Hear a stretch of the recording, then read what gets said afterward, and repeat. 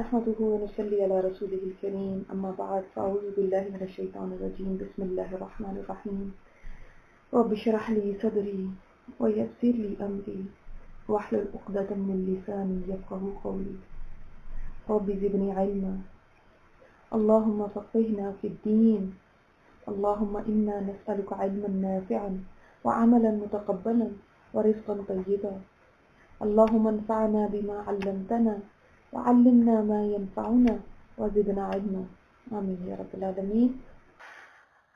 تو یہ انسان اللہ کے سامنے پھر اس طرح سے کھڑا ہو جائے گا کہ يُنَبَّأُ الْإِنسَانُ يَوْمَئِذٍ بِمَا قَدَّمَ وَأَخَّرَ، کہ انسان کو بتا دیا جائے گا، جتلا دیا جائے گا، آگاہ کر دیا جائے گا اس دن کس بارے میں؟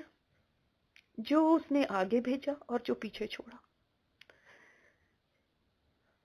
صرف دے نہیں دیے جائیں گے اعمال نامے، بتایا بھی جائے گا، جتلایا بھی جائے گا، یہ کیا، یہ کیا، یہ کیا۔ ہو سکتا ہے کوئی فرشتہ ہو بتانے والا، یہ دیکھو یہ کیا کیا تم نے۔ بعض تو خوشی خوشی اپنا اعمال نامہ دکھا رہے ہوں گے نا لوگوں کو، ہاں وہ مقرؤ کتابیہ پڑھا تھا نا ہم نے سورہ الحاقہ میں، وہ کہیں گے دیکھو ہمارا اعمال نامہ۔ ان کی یہ جو لوگوں کو دکھانے کی جو ہماری خواہش یہاں پہ ہوتی ہے نا، وہ ان کی وہاں جا کے پوری ہوگی۔ وہ یہاں پہ چھپاتے ہیں، وہاں جا کے دکھائیں گے۔ ہمیں تو یہاں پہ دکھانے کا شوق ہوتا ہے کہ لوگوں کو پتہ چل جائے کہ میں کیا کر رہی ہوں۔ ایک ذرا سا بھی نیکی کا کام کر لیتے ہیں تو اس کا اشتہار ضرور دیتے ہیں، باتوں باتوں میں سنا ضرور دیتے ہیں کہ پتہ چل جائے دوسروں کو کہ میں نے کیا کیا نیکیاں شروع کرنی ہے۔ لیکن یہ لوگ یہ وہاں جا کے دکھائیں گے، یہاں پہ چھپا کے رکھا ہوتا ہے، وہ وہاں جا کے کھول کے دکھائیں گے یہ دیکھو۔ اور بعض ایسے ہیں جن کے اعمال نامے میں وہ کچھ ہوگا کہ ان کو وہاں بتایا جائے گا یہ کیا کیا، یہ کیوں کیا، کھول کھول کے دکھایا جائے گا۔ اس دن میں، اس وقت میں ایسا کیا۔ بما قدم و اخر کا معنی کیا ہے؟ اس کے کئی معنی ہیں۔ یہ وہی ہے جیسے ہم نے سورہ یاسین میں پڑھا تھا نا، اِنَّا نَحْنُ نُحْيِي الْمَوْتَ وَنَكْتُبُ مَا قَدَّمُوا وَآثَارَهُم، یہ وہی والا ہے۔ وہاں پہ آثار کہے گئے تھے، یہاں پہ اخرا کہا گیا۔ لیکن اس کا پہلا معنی دیکھتے ہیں کہ کیا ہے، قدم و اخرا کا۔ پہلی چیز تو یہ آگے بھیجا۔ آگے بھیجا کا مطلب کیا؟ جو انسان کر رہا ہے عمل، جو اس وقت ہم کر رہے ہیں، اب بیٹھے ہوئے قرآن پڑھ رہے ہیں یا نماز پڑھ رہے ہیں، یہ سب آپ آگے بھیج رہے ہیں، آگے جمع ہو رہا ہے، ٹھیک ہے، وہ قدمہ ہو گیا۔ اور اخرا کیا ہے؟ یعنی جو پیچھے چھوڑا۔ جب ہم دنیا سے چلے جائیں گے تو کچھ نہ کچھ پیچھے چھوڑ کے گئے ہیں نا، یا جہاں ہم بیٹھے ہوئے ہیں، آج یہاں رہ رہی ہوں، اب میں کل کو کہیں اور چلی جاتی ہوں تو پیچھے کچھ نہ کچھ آثار چھوڑ گئے۔ مرنے والا بھی چھوڑ کے جاتا ہے، دنیا میں بھی ہم جدھر جدھر جاتے ہیں کچھ نہ کچھ اپنے آثار چھوڑ جاتے ہیں۔ تو پیچھے چھوڑا، کیا پیچھے چھوڑا اس نے، وہ بھی دکھایا جائے گا۔ مثلا کسی نے اچھائی پیچھے چھوڑی، کسی نے کوئی بھلائی کا کام پیچھے چھوڑا، وہ دنیا سے چلا گیا، اس کے بعد لوگ اس کی دیکھا دیکھی وہ کام کرتے رہے، یا اس سے امپریس ہو کے انہوں نے وہ کام کیا، یا ایک رسم وہ ڈال گیا، کوئی اچھائی کی کوئی بات نکال گیا۔ مثلا آپ قرآن پڑھ رہے تھے، آپ دنیا سے چلے گئے، آپ کے پیچھے کئی لوگوں کو آپ نے ایسا متاثر کیا، انہوں نے پڑھنا شروع کر دیا۔ آپ کسی مجلس میں گئے، وہاں پہ کوئی بات کہی، آپ آ بھی گئے، ان لوگوں کسی کو اتنی وہ بات دل کو لگی کہ اس نے کوئی گناہ چھوڑ دیا۔ تو اب کیا ہے؟ یہ ہے جو اخر، جو پیچھے چھوڑا۔ انسان اپنے پیچھے کچھ نہ کچھ چھوڑ کے جا رہا ہے۔ اب وہ جو پیچھے چھوڑا ہوگا وہ بھی اس کو اس دن دکھایا جائے گا۔ اس کا مطلب مرنے کے بعد انسان کو نہیں پتا چلتا کہ پیچھے کیا ہو رہا ہے، وہ قیامت کے دن دکھایا جائے گا، یہ دیکھو، یہ دیکھو تمہارے کھاتے میں کیا کیا لکھا ہوا ہے، یہ تم نیکیاں پیچھے چھوڑ کے آئے تھے۔ اب انسان حیران رہ جائے گا دیکھ کے کہ میں نے اتنی نیکیاں تو کی بھی نہیں تھی جتنی یہاں پہ درج ہیں۔ تو تب پتا چلے گا نا کہ یہ میرے آثار تھے، یہ وہ جو میں پیچھے چھوڑ کے آئی تھی وہ اثرات ہیں جن کو دیکھ کے لوگوں نے نیکیاں کی، یہ وہ ہیں کام۔ تو اس کو ان کا بھی اجر ملے گا۔ مثلاً کوئی اپنی اولاد کو نیک پروان چڑھاتا ہے، وہ دنیا سے چلا جاتا ہے، آگے اولاد نیک کام کرتی رہتی ہے، تو اس دن اس کو ان کی نیکیوں کا بھی اجر ملے گا. جیسے آپ صلی اللہ علیہ وسلم ہیں، آپ صلی اللہ علیہ وسلم کو جتنے لوگ نماز پڑھ رہے ہیں، روزہ رکھ رہے ہیں، جو اور نیکیاں کر رہے ہیں، آپ صلی اللہ علیہ وسلم کو سب کا ثواب مل رہا ہے، اور آپ کے درجے بلند ہوتے جا رہے ہیں، بڑھتے جا رہے ہیں، بڑھتے جا رہے ہیں، اس لیے کہ انہوں نے ہم تک یہ دین پہنچایا تھا. اسی طرح برائی کا بھی اسی طرح ہوتا ہے، برائی کے لیے بھی بہت کیئرفل رہنا چاہیے. قابیل کو اب تمام جتنے قتل ہو رہے ہیں ان کا ایک حصہ گناہ کا اس کو بھی مل رہا ہے، تو وہ تو دنیا سے جا چکا. لیکن اب لوگ جو بھی فالو کرتے ہیں، کسی کوئی غلط چیز آپ نے شروع کر دی، اس کی دیکھا دیکھی لوگوں نے شروع کر دی، چاہے آپ نے نہیں بھی کہی، آپ کو دیکھ کر انہوں نے شروع کی، تو وہ آپ کا اثر بن گیا، وہ ہے جو پیچھے چھوڑا. تو اس چیز کے لیے بہت دھیان رکھنا چاہیے کہ ہمارے کیا اثرات ہیں، لوگوں میں کیا اثرات ہیں ہمارے، اپنے بات کرنے کا طریقہ، اپنے پہننے اوڑھنے کا طریقہ، اپنے چلنے پھرنے کا طریقہ، آپ کی جو باتیں ہیں، یہ تمام اثرات بن جائیں گے. پتہ نہیں کون کس وقت آپ کی کون سی بات لے لے اور آپ کو پتہ بھی نہ ہو. وہ بھلائی کی بھی ہو سکتی ہے، برائی کی بھی ہو سکتی. یہ دوسرا معنی کیا ہے قدامہ و آخرہ کا؟ دوسرا معنی یہ ہے کہ انسان اپنی زندگی کے ہر مرحلے پر دیکھیں ایک دوراہے پر کھڑا ہوتا ہے، وہ کسی چیز کو آگے کرتا ہے اور کسی چیز کو پیچھے کر دیتا ہے. جو ہم کہتے ہیں نا پرائرٹیز سیٹ کرنا، انسان فیصلے کرتا ہے میں نے کس چیز کو آگے رکھنا ہے اور کس کو پیچھے کرنا ہے. دنیا آگے رکھوں کہ آخرت؟ دنیا آگے کر لی، آخرت پیچھے کر دی. آپ فیصلہ کر رہے ہیں مثلا یہاں پہ مجھے کافی اس چیز کا پروفٹ ہو رہا ہے، لیکن ہے یہ حرام کام، تو اب میں کیا کروں گی؟ کیا میں اس پروفٹ کو آگے رکھوں گی یا اللہ کی فرما برداری کو آگے رکھوں گی؟ ایک چیز آگے کروں گی، ایک چیز پیچھے کر دوں گی. ہم روز فیصلہ کرتے ہیں اللہ کی رضا کو آگے رکھنا ہے یا یہ کام ہے، اس گناہ کے کام کو آگے رکھنا. تو کوئی نہ کوئی آپ فیصلہ کرتے رہتے ہیں. تو کیا اس نے آگے کیا، کیا پیچھے کیا، یہ بھی اس کو دکھا دیا جائے گا. تو دیکھو فلاں وقت میں تمہارے پاس چوائس تھی کہ تم یہ کر سکتے تھے، لیکن تم نے نہیں کیا. تم نے اللہ تعالیٰ کی نافرمانی کو مقدم رکھا، اس کی رضا کو پیچھے کر دیا اور دنیا کے فائدے کو آگے کر لیا.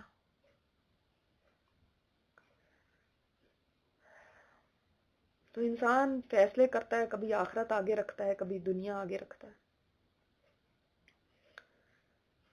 تو اخرا سے تیسرا معنی یہ بھی ہے قدمہ اخرا.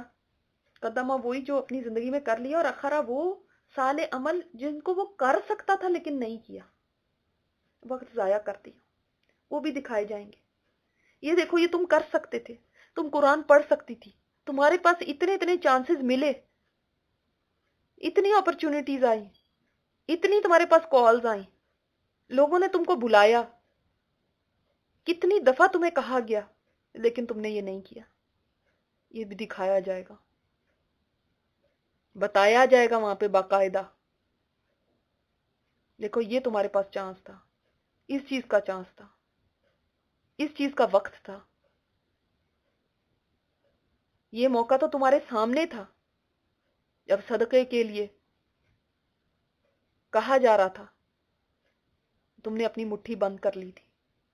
یہ سب بتایا جائے گا. سوچیں اب انسان کی حسرت کی انتہا کیا ہوگی. واقعی پھر کیا وہ وقت نہیں ہوگا کہ انسان کہے گا ہائے کاش واپس چلا جاؤں، ایک دفعہ دوبارہ اسی جگہ پہ میں چلا جاؤں، کسی طرح وہاں پہ پہنچ جاؤں اور میں یہ کام کر لوں. کتنی حسرت. اب پتہ چل رہا ہے نا کہ اصل قیمت تو ان نیکیوں کی تھی جو اس نے چھوڑ دی. وہ اعمال ہاتھ سے چلے گئے، اب وقت چلا گیا. اب پچھتائے کیا، وہ جب چڑیاں چگ گئی کھیت، اب تو وقت نکل گیا ہاتھ سے، اس وقت بڑا پچھتائے گا. یہ بہت ساری تعویلیں اسی چیز کی ہیں کہ انسان اپنے ان ہو سکتا ہے یہ حسرت کے لیے کرا گیا ہو کہ اس کو اور زیادہ حسرت ہو، پچھتاوا ہو، تو انسان ان اپنے اعمال کے بارے میں بتایا جائے گا جن کو وہ پیچھے چھوڑ آیا، جن کو اس نے آگے بھیجا، یا جو اس نے آگے کیا اور کس چیز کو پیچھے کیا، یا جو اس نے مؤخر کر دی. اخر مؤخر سے ہے نا، ڈیلے کر دی. جو اس نے ڈیلے کیے، ڈیلے ہوتے ہوتے ہوتے وہ موقع ہی نکل گیا، وقت ہی نکل گیا. ہم کتنے کام سوچیں زندگی میں ڈیلے کرتے ہیں نا، کل کر لوں گی، کل سے پرسوں کر لوں گی، پرسوں سے ترسوں کر لوں گی، اگلے سال کروں گی، اگلے مہینے کروں گی، بس یہ ذرا میرا جاب سیٹ ہو جائے پھر کروں گی، بچے تھوڑے بڑے ہو جائیں پھر کروں گی، ان کی شادی ہو جائے پھر کروں گی، سب بتایا جائے گا. اب اسی موخر کرتے کرتے زندگی نے اس کو موخر کر دیا، یعنی زندگی نے اس کو، اس کا خاتمہ ہو گیا، موت آ گئی، مہلت ہی نہیں ملی پھر، کیونکہ وہ ڈیلے کرتا چلا گیا. تو یہ بتایا جائے گا، بک کھول کے دکھایا جائے گا، یہاں دیکھو، یہاں دیکھو، یہ دیکھو، یہ کیا کیا تم نے، یہ کیا کیا. اور کون سے ہیں جو انسان کے اثرات ہیں جو جن کا ان کو، جو میں نے آپ کو پہلی بات بتائی، جن کا اس کو اجر ملتا رہا. کوئی بھی ویسے تو نیکی کا، مگر جو حدیث کے اندر آتا ہے کہ آپ صلی اللہ علیہ وسلم نے فرمایا کہ جب انسان مر جاتا ہے نا تو 3 اعمال کے سوا اس کے اعمال کٹ ہو جاتے ہیں، منقطع ہو جاتے ہیں. اور وہ 3 اعمال کے ہیں: صدقہ جاریہ، یعنی جو پیسہ اس نے خرچ کیا اور پیچھے اس کے لوگ اس سے فائدہ اٹھاتے رہے، کوئی یا مسجد بنا دی، قرآن کا نسخہ کسی کو دے دیا، یا کوئی مسافر خانہ بنوا دیا، کوئی لنگر کھلوا دیا، کوئی ایسا نلکا لگوا دیا جس سے لوگ پانی پی رہے ہیں، کنواں کھدوا دیا، کوئی ایسا صدقہ و خیرات کیا جو یعنی جس کے اثرات باقی ہیں، چلتا جا رہا ہے، یا وہ علم جس سے نفع حاصل کیا جائے. دوسری چیز کیا؟ علم. اس نے کسی کو تعلیم دی، یا اس کے اندر اس نے اپنا حصہ ڈالا، اس کو پھیلایا، لوگوں کو اس کی طرف بلایا، کوئی چیز کسی کو سکھا دی. اب دیکھیں، اگر ہمارے لوگ قرآن اور حدیث سے واقف ہوں اور ان کو یہ پتا چلے کہ یہ صدقہ جاریہ کا کام ہے، علم پھیلانا، علم کسی تک پہنچانا، تو کیا ہماری قوم جاہل رہے؟ جہالت تو ہمارے ہاں ہونی نہیں چاہیے. ہر ایک کو اس چیز کا اتنا لالچ ہونا چاہیے کہ میرے لیے یہ صدقہ جاریہ کا کام ہے، میں تعلیم دوں، خود نہیں دے سکتی تو کسی کو اس طرف بلاؤں، نہیں تو اس راستے میں اپنا مال خرچ کروں کہ ایسے ادارے بنائے جائیں جہاں پہ لوگوں کو تعلیم حاصل ہو، یا نیک اولاد جو اس کے لیے دعا کرے. یہ 3 چیزیں ہیں جو کبھی بھی اس کا وہ ختم نہیں ہوتا. نیک اولاد بھی جب تک ہے ماں باپ کے پیچھے، جو عمل کرتی رہے گی، دعائیں کرتی رہے گی، وہ اس کے لیے صدقہ جاریہ ہے.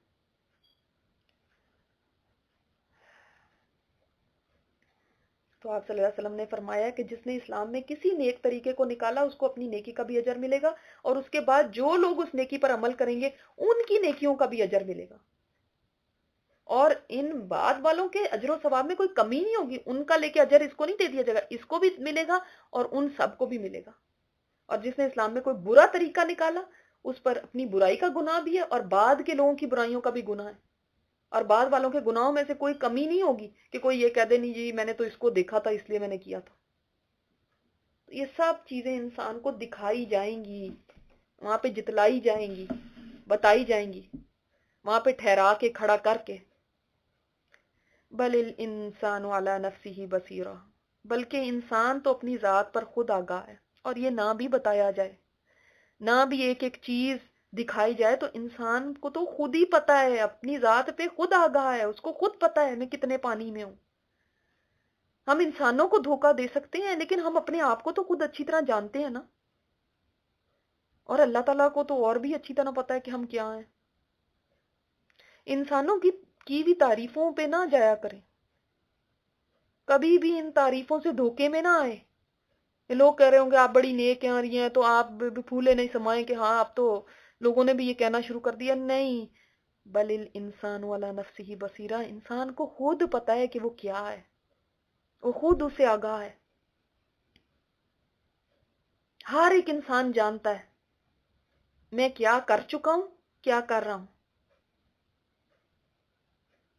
تو بتایا نہ بھی جائے، پھر بھی بتایا جائے گا، لیکن نہ بھی بتایا جائے تو تب بھی انسان کافی ہے. جو جیسے ہم پہلے پڑھ بھی چکے ہیں نا، اقرا کتابک کفا بنفسک الیوم علیک حسیبا، سورہ بنی اسرائیل میں تھا. تو وہ اپنے آپ کا حساب لینے کے لیے خود ہی کافی ہے، تجھے خود پتا ہے کہ کیا تو نے کیا. آپ دیکھیں جس دن رزلٹ آؤٹ ہونا ہوتا ہے تو اسٹوڈینٹس کو خود پتا ہوتا ہے کہ ہم نے کیا کیا ہوا. بعض اسٹوڈینٹس ہوتے ہیں ان کو پتا ہے کہ جو ٹاپ پہ ہوتے ہیں ان کو پتا ہے چلو فرسٹ پوزیشن نہ آئی، سیکنڈ تھرڈ آ جائے گی، لیکن پوزیشن آئے گی میری، مطلب ہے کہ میرے بہت اچھے پیپرز ہوئے تھے، ہے نا. مگر ان کو فیل ہونے کا تو ان کو پتا ہے کہ سوال ہی نہیں پیدا ہو سکتا. اور بعض ایسے ہوتے ہیں جن کے چہرے ہی لٹکے ہوتے ہیں، وہ ان کو پتا ہوتا ہے مشکل ہی پاس ہوں گے. تو انسان کو خود اپنی حالت کا اچھی طرح پتا ہے کیا کر کے آیا ہوا.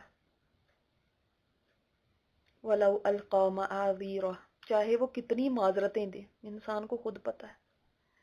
یہاں پہ ہم کتنے ایکسکیوزز دیتے ہیں، کتنے بہانے بناتے ہیں، ہے نا. وہاں پہ بھی جا کے انسان کوشش کرے گا کہ بہانے بنائے، وقت نہیں ملا، کیا کرتے، بچے چھوٹے، فلانا، ایسے جابوں کے مسئلے، گھر کے مسئلے، اتنی پریشانیاں، مصروفیات ہی اتنی تھیں، ایسے تھا ویسے تھا، اور اس نے بھی میرے ساتھ ایسے کیا تھا، پھر میں کیوں نہ کرتی، کتنے بہانے ہمارے پاس. اللہ تعالیٰ فرما رہے ہیں انسان اپنے اوپر خود گواہ، چاہے وہ کتنے ہی بہانے بناتا رہے. تمہیں خود پتا ہے کہ تم مجرم ہو، تمہیں خود پتا ہے کہ تم نے کیا کیا. انسان کے پاس ایکسکیوزز کی لمبی لسٹ ہوتی ہے، لیکن قیامت کے دن وہ اس سے اپنے رب کو مطمئن نہیں کر سکے گا. معذرتیں اس دن قبول ہی نہیں ہوں گے.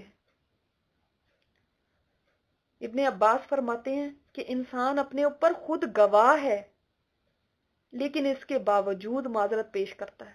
اس کو جان لینا چاہیے کہ رب العزت کے حضور معذرتیں قبول نہیں کی جائیں گی. اچھا، پھر ہم اپنے آپ کو بھی تو ایکسکیوزز دیتے رہتے ہیں. جب ہم کوئی غلط کام کرتے ہیں تو اپنے اندر ہی خود اپنے آپ کو دیکھیں، جب نفس لوامہ ہمیں بہت تنگ کرتا ہے تو پھر ہم اپنے آپ کو ایکسکیوز دیتے ہیں، لیکن دیکھو پھر ایسے بھی تو تھا نا، اس نے بھی تو فلاں وقت میں ایسے کیا تھا.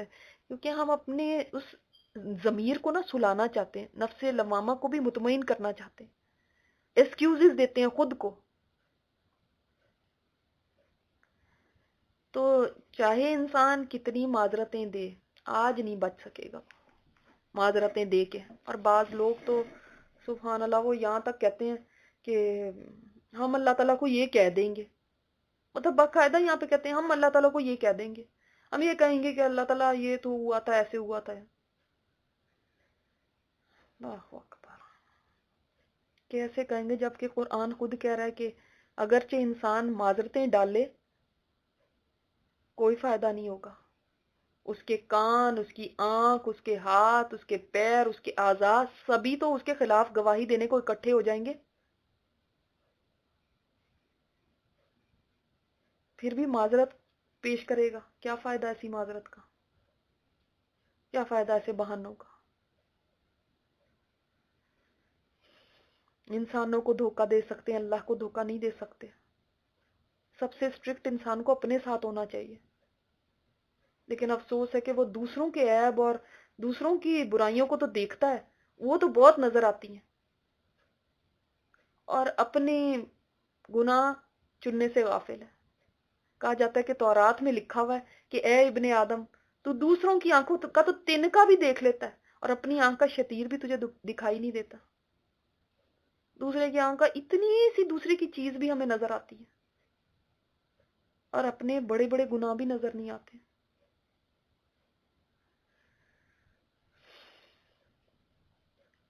یہ ہے وہاں کا انجام. جب آنکھ سے پوچھا جائے گا کیا دیکھا، کان سے پوچھا جائے گا کیا سنا، دل سے پوچھا جائے گا کس جذبے پہ مرے.